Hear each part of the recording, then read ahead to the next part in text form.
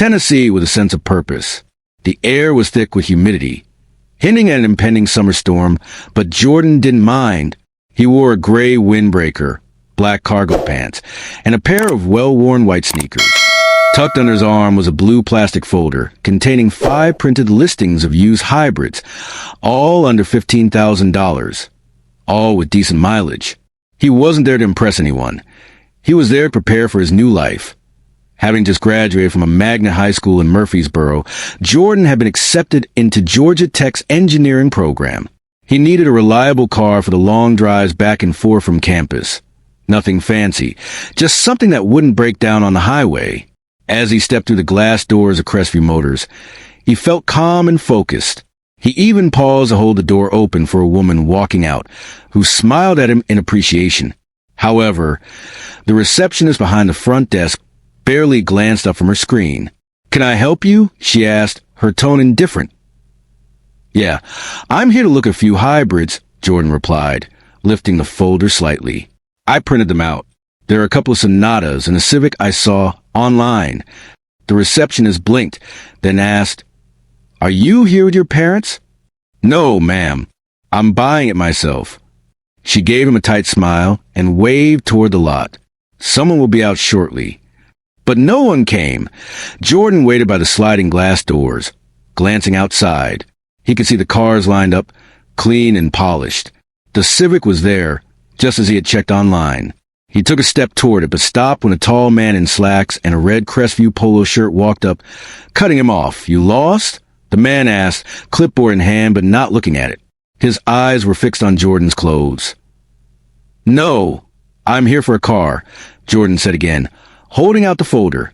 The salesman didn't even glance at it. "Well, this isn't a place to hang around if you're not serious.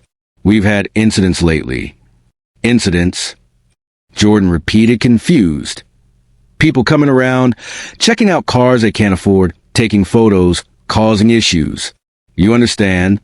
Jordan felt a knot twist in his stomach, but kept his voice steady. "I printed out a few models from your site. I'm not taking photos. I just want to test drive one."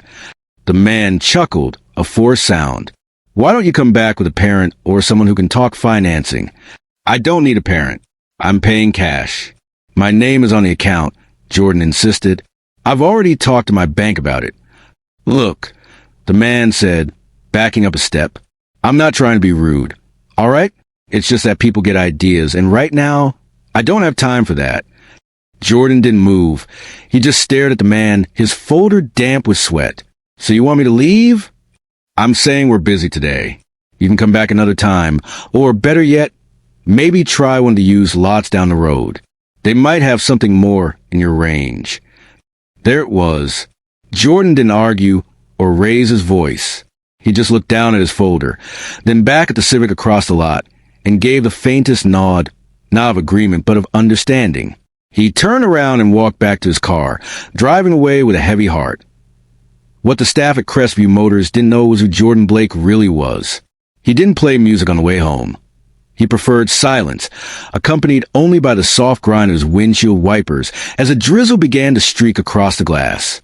He processed things quietly, sometimes too quietly for his own good. When he pulled into his driveway, he sat there for a moment, hands still on the steering wheel, staring out through the rain-speckled glass.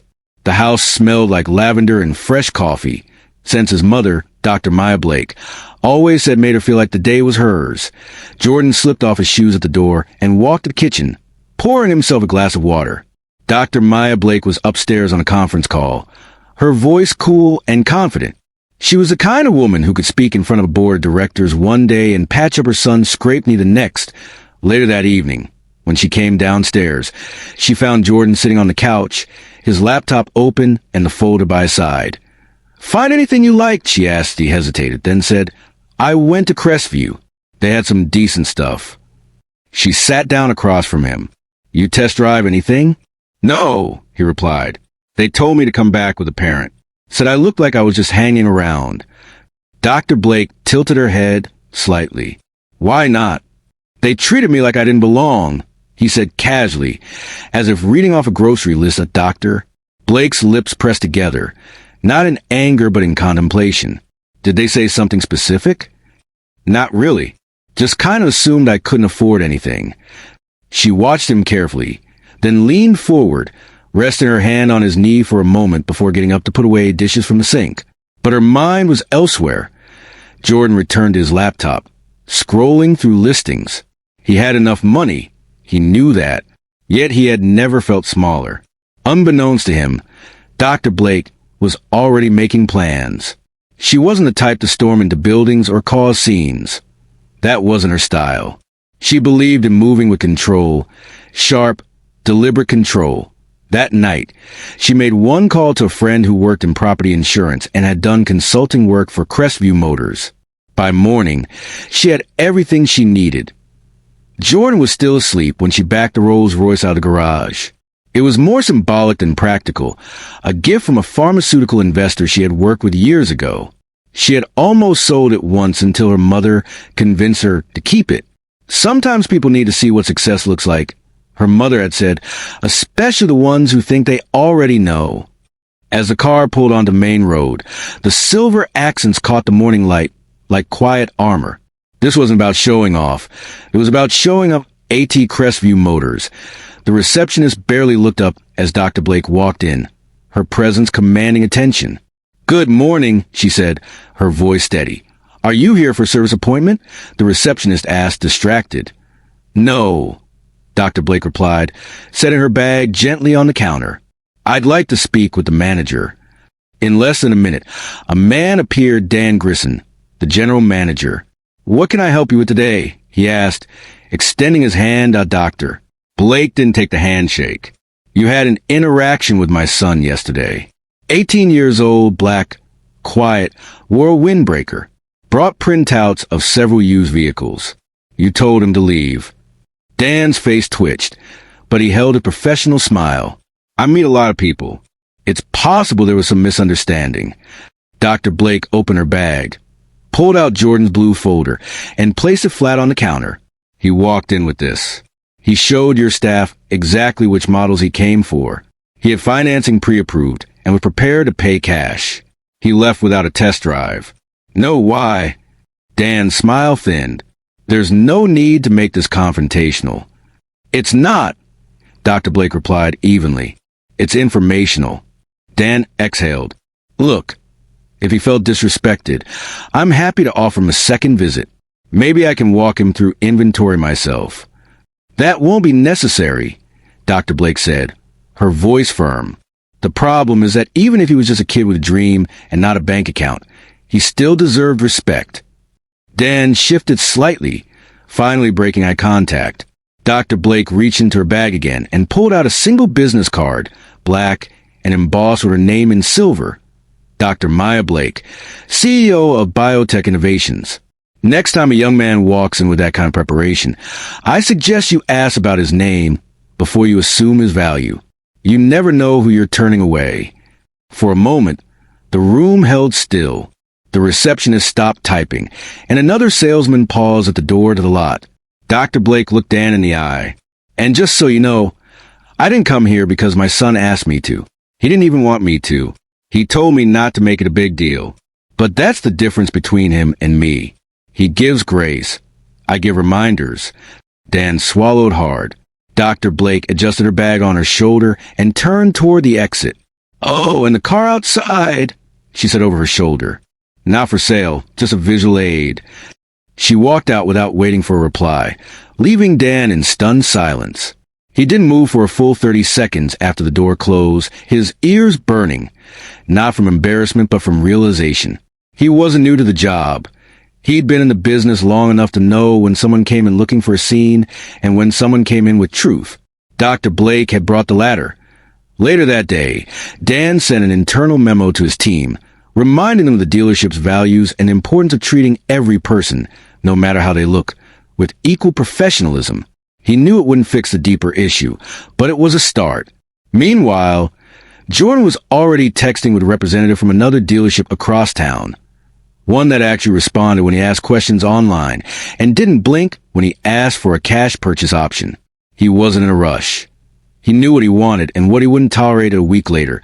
The sedan sat in their driveway, its paint still shining from the final dealer polish. Jordan had already taken on a few drives. Nothing long yet, just around town back roads, a few parking lot turns to get the feel of it. He liked the way it handled. Quiet, steady, no attention, just performance. Dr. Blake noticed a change in him. He carried himself differently, double-checked his bank app before making a purchase, and even asked if he should wear a collared shirt when he visited a different dealership to help his cousin look for a truck. They didn't need to sit down and have a heart-to-heart. That wasn't their style. Their conversations lived in the in-between, in the glance across the kitchen, in the quiet nod when something difficult was said, without being said. One evening, while Jordan was helping his cousin practice parallel parking, Dr. Blake sat at her desk, going through some grant proposals. Her eyes landed on a photo taped to the corner of her monitor. Jordan at age 9, holding up a science fair ribbon, beaming in a shirt 2 sizes too big. Behind him was the family's old Honda Accord, the one Dr. Blake had driven through med school and most of her early career. IT wasn't the ribbon that made her smile. It was the look in his eyes. He had always carried potential, and now he carried proof. Not of wealth, not of revenge, but of knowing who he was.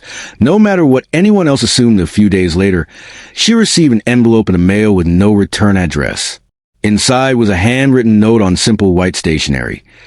"We're doing better now because someone reminded us why we have to. Thank you, Crestview Motors." She folded it carefully and slid it into the back of her planner. Not because she needed to remember them, but because she wanted to remember that sometimes people can change if they're made to see what they've ignored for too long. That evening, she told Jordan about the letter. He chuckled and said, "Guess they finally figured it out." Dr. Blake looked at him. "You figured it out a long time ago." He gave a small shrug. "Still feels good, though." "Yeah, it does," she replied. Outside, the sun was slipping behind the houses across the street, casting long shadows across the driveway. Jordan stood by the car for a moment, arms crossed, just looking at it. Then he opened the door, slid into the driver's seat, and started the engine. No music, just movement. No one watching but the people who mattered in that moment. It was clear he hadn't just gotten a car. He had gained something bigger. Self-respect, clarity, and the knowledge that quiet dignity speaks louder than noise. How the world sees you doesn't define how you see yourself. And sometimes the best kind of power is walking away without losing your voice. Stories like Jordan's happen every day, and not all of them have a Rolls-Royce pulling into the lot. But each one carries a choice for all of us to pause, rethink, and see people fully before deciding who they are. If you felt this story, if it made you reflect or reminded you of someone you know, share it. Let others feel it too, and don't forget to subscribe. More stories like this are coming. Stories that speak quietly but clearly.